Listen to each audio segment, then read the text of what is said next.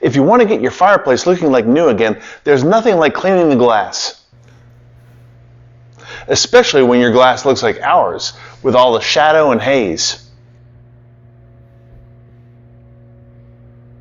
Now, I've always heard that Easy Off Oven Cleaner cleans the glass of fireplaces. In this video, we're going to check it out. Let's dive in. And those 4 clips unclip. Now you can see just how dirty it is. Now we're going to shake this up good, spray it on there, and let it set for 15 minutes before we wipe it off.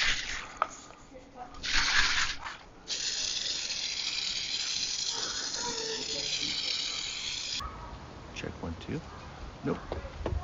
15 minutes later, we're going to wipe it with a clean, damp, soft sponge.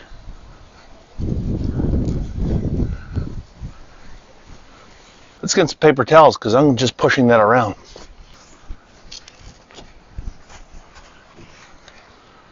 It's coming off. I am scrubbing a little bit. I am pressing a little harder now. Try and get the last remaining off. Now let's hit it with a glass cleaner.